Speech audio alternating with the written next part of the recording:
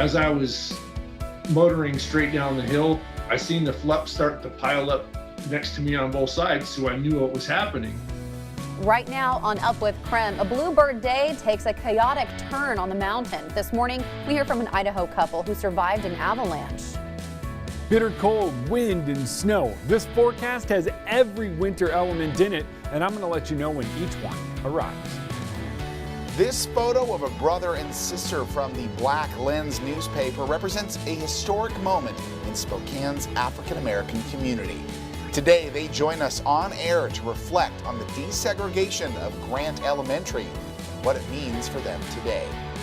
You would never see them prior to this. Clothing once considered loungewear is now getting extra attention. This morning, we take a look at pandemic fashion trends.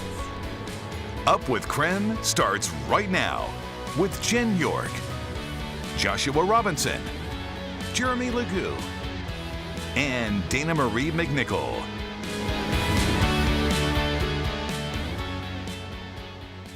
Six a.m. now on our Thursday morning. Hey, you still have a few more days to make those Valentine's Day plans. It's coming up on Sunday. One idea, though, may be heading to the skate ribbon in Riverfront Park. Masks and gloves, though, are required. But hey, good time. It's a cute date. Yeah, totally. And pro tip, wearing a mask on a really cold day makes your face warm.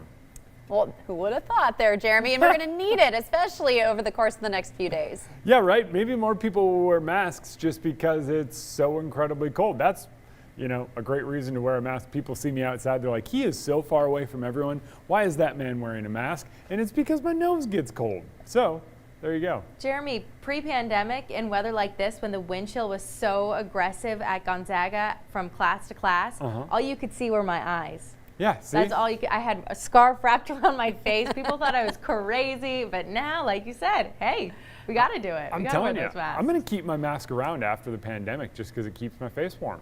The only thing I got to figure out, Dana Marie, is, you know, when you're skiing with a mask on, the air funnels in and goes into your hat and makes your ears cold. So I got to figure that part out.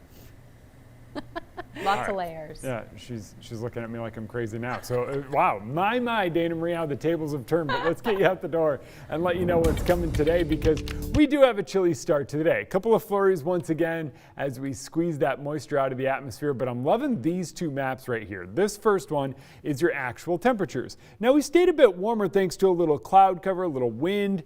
But look at over in Libby, 8 degrees, Sandpoint 12, Coeur d'Alene 14, Omak 12. But watch what happens. All those teens and 12s turn into sub-zero feels-like temperatures thanks to some of that wind. But look at Libby, 8. There is no wind there, so you stay feeling just like 8. But where we have that wind, where that cold is pushing in, that's where those temperatures are feeling like they are much colder. That's a sign of that wind moving in. So for now, it's a couple of stray flurries, very similar to what we've seen each and every morning. But we have an incoming storm that's going to bring more widespread snowfall. It's a narrow miss for us here in Spokane, thanks to that wind pushing it down to the south and out to the west. So it's a close call, but not quite. You can thank some of the cold air pooled over Canada and now spilling into much of the lower 48. And we'll give you an update on what exactly that means for you coming up in just a bit. All right, Jeremy, thank you. Well, this year is one of the deadliest for avalanches in recent history. Take a look at your screen here. This is a video that snowmobilers took out of Utah. Boy, hard to watch there, though everyone survived.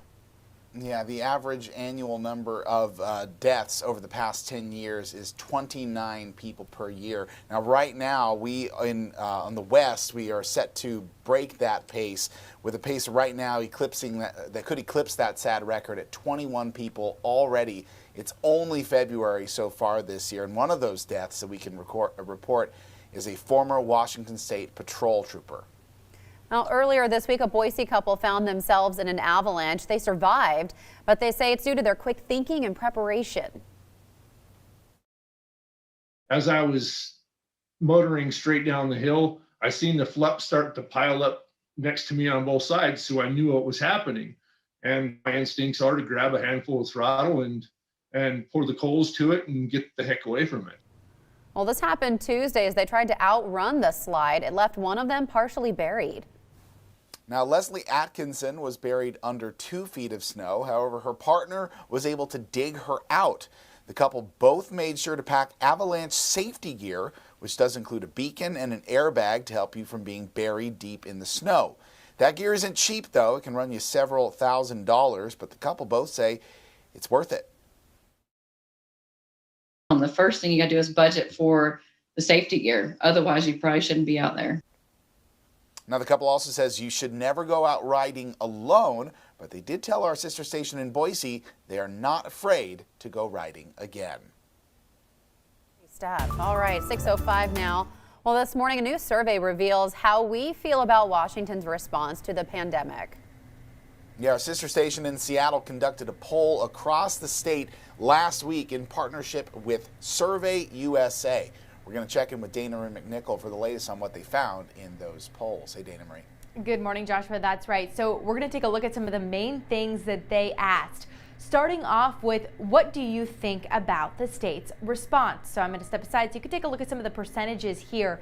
We saw 52% calling it appropriate, 23% say it's an overreaction, another 20% more or less say it's inadequate. Now, we asked you, is the state of Washington doing all it can to vaccinate the public? Half said they could be doing more, a third said more optimistic, and a fifth of the responses were just not really sure. We also asked if you plan to get vaccinated. 56% said yes, 44% said either no or not sure. And this one is going to be pretty disappointing for doctors and scientists, but only 17% of you say you feel the vaccines are definitely safe. 44% said it's probably safe, but that leaves 39 who still have questions, even though the evidence proves it is safe. Now, finally, if you want a vaccine, would you know how to get it? Well, between FaceFinder hotline and media coverage, 61% says that they do. Nearly a quarter say no, and 15% says they're just not sure. So this morning, we want to hear from you at home. On our Twitter page, we're asking you, what letter would you give the state for the coronavirus response? So we're going to take a look at what you've said this morning. Most of you have given the state a B, a grade B. That's 33%. Coming in second is a D, actually. That's 32%. So right now, our responses from you at home are almost split in between a B and a D. So clearly, it looks like our state here in Washington has a little bit of work to do. Jen? All right, Dana Marie, and thank you to everyone who's voted so far this morning. Of course, we'll be talking about that all morning long, so we'd love to hear your thoughts at home. 6:07 now, and time for your morning rush. More news in less time. Washington state lawmakers passed a $2 billion COVID relief package yesterday. Now, more than half of the money will go towards schools, toward COVID testing and vaccine distribution, and millions of dollars will go towards rental assistance. Another $240 million will be issued as grants to small businesses. Tim Eyman is no longer allowed to control finances for political committees. Yesterday, a judge ruled he used donor contributions to line his own pockets. Now, the judge ordered Eyman to pay $2.6 million in penalties.